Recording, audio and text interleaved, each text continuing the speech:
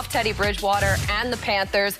Guys, so many times this season we have seen it go the other way for the Falcons, and it was setting up to do the same thing again this week. Younghoe Koo, he misses the extra point, and then you have Todd Gurley with the mental mistake running out of bounds. This was a game where I thought for sure the Panthers were just going to come back, but why, Joe, was this time different? What are you guys laughing at? Yeah, it was deja vu all over again. And Irvin, he was getting nervous. I could see him sweating. He's still a little sweaty over there. He's wiping the sweat off his face because he picked the Falcons and he was talking all these great things about the Falcons. But you know what they were? They weren't great on defense all night, but they were good when it mattered. They were 2 for 10 on third down, forcing the Carolina Panthers off the field. They forced 1 for 3 on fourth down for the Carolina Panthers offense, and they got that big interception at the end of the game to seal the victory. So sometimes it's not about being good the whole game. It's just about being good in the big moments when it matters the most. I'm sorry. Yeah, I'm sorry. Joe, Steve is crazy. Joe. No, Joe, Steve's right now. I should have listened. Listen. Steve, what is happening? What are you two laughing about? Share with the rest of the class. Let me tell you. So I'm about to tell her. No, I'm about to tell her. Irv, you're out. This is how. Listen. No, Steve, don't get Irv. No. All right, Steve. Here's why. So we have Julio come on. We all have text message going on throughout the game. Now, you know what Irv does? Why am I not on that chain? Irv gets on there with Julio, and Irv telling ass Irv, then telling everybody who we pick. We got to pick a team, Irv. And then you just gonna throw us under the bus like, well, I picked the Falcons. You know, everybody wanted you fired. Like, come on, man. I wish I could say I was surprised, but I'm just disappointed. And they sent that meme. You guys sent that meme saying, I'm telling. No, that's me. I sent that. Like, oh, I know. That's why I'm laughing. I know. Oh, my God. You guys want to talk about the Falcons? All right, no? Let's talk about the Falcons. Should we talk about the text messages more?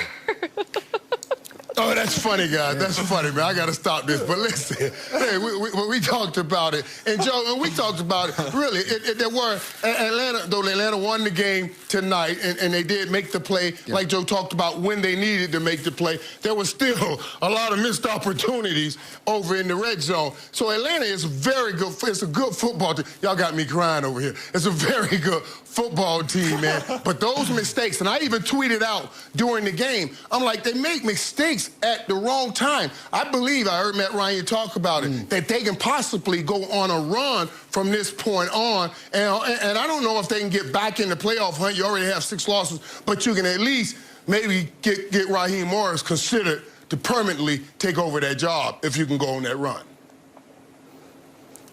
You talk about Raheem Morris and bringing him up. Raheem Morris has been a defensive coordinator, defensive backs coach, also the pass coordinator, wide receivers coach.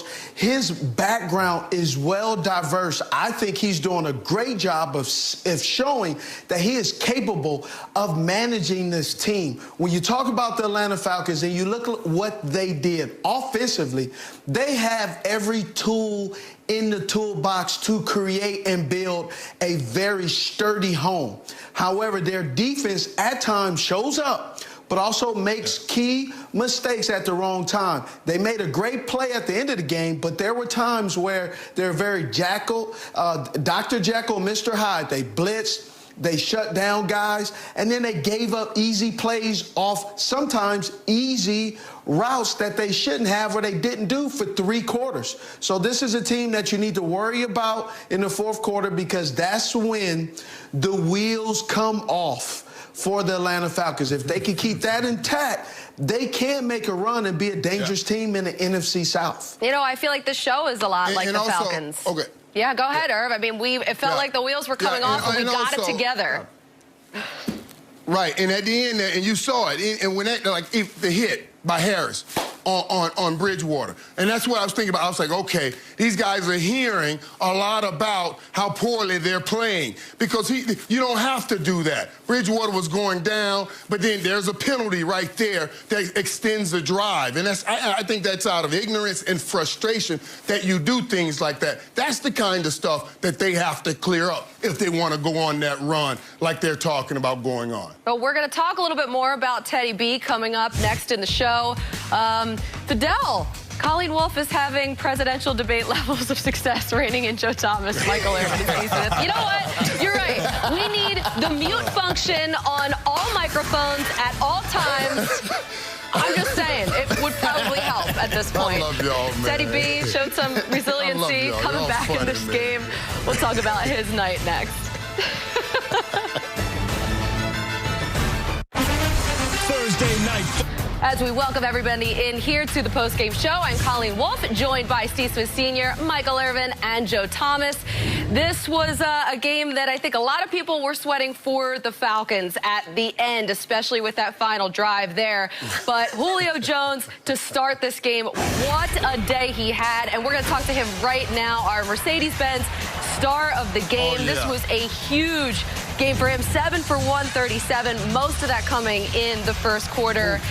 He outgained the Panthers in that first quarter because Matt Ryan and him have this solid connection, and he's joining us right now, actually. So, Julio, congratulations. Welcome to the show. Here we go, right off the bat. All right, so listen, there's been some tough finishes to games this year for you guys. So, set the scene for me. Paint the picture on the sideline when you are watching as the Panthers are driving down the field and you guys are up 8. What's going through your mind? We just need to stop. Week of preparation. It was a short week.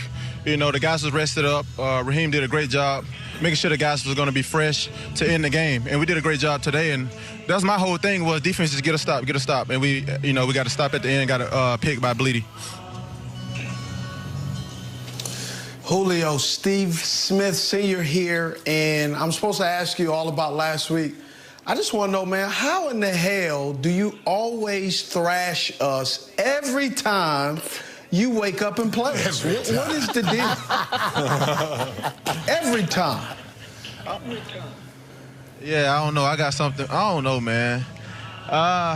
Today it was just a lot of zone for us, right? I mean, is it... Man, y'all do have. I mean, y'all not the only people I have a good game against. We just took advantage of opportunities today. Excellent. That's my dog right there. Touche. Phenomenal answer. Nah, but y'all came out today, man. Y'all played a lot of zone on us. Julio, you had over 125 yards receiving tonight. What does it mean for you to be able to tie Randy Moss for the second most games with plus 125 yards receiving? It's a great accomplishment. Just hard work pays off, right? So that's the biggest thing, just doing all the little things, and it's going to pay off. So, I mean, I'm happy with it, but, I got to keep going. I'm never satisfied, so. Julio, what's up, brother? This is Michael Irvin, man. I want to slow this thing down. Because I know these guys are sweet-talking you. But before the game, they were talking about maybe they need to trade Julio to get value. I said there's no way I'm ever giving up Julio Jones. I prayed to God too much for what Julio has, and he never gave it to me. I would never get rid of Julio. But people are talking a lot about making trades in Atlanta. Do you hear the rumors, and what are your thoughts about all of that? Last week was my first time actually hearing it. But for me, like I said, people going to talk. People going to say whatever they want to say. It's just like somebody saying that you're a good receiver or a bad receiver. Like, I'm not going to allow somebody else saying something have an effect on the way I handle the way I handle the game or the way I handle myself. At the end of the day, like I said, I know who I am. I know what I am to this team and this organization. So for me, I come to work every day. I'm with my brothers. We go out, we grind every day. So, I mean, but that's the business side of it too. It's definitely a business side of this game. You know, don't get it twisted. But, you know, I'm ready for whatever. Like, you know, I count on myself. I want to be out there for my guys, you know, for my team, for my organization. The way we work, we got to bond, all that, you know. But, I mean, at the end of the day, it's business, you know, that stuff is out of your hands.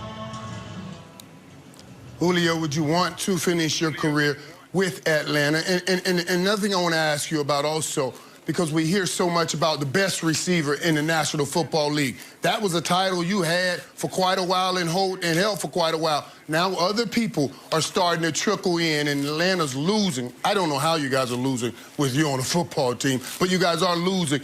How much of that do you hear? How much of that do you think about? And do you think you're still the best wide receiver in the National Football League? Absolutely, I think I'm the best. I mean, no doubt about it. Just the way I go out, you know, and handle my business and, you know, week in and week out. I was injured early on in the season, but, I mean, you'll see, just keep watching. But I do want to finish, you know, my career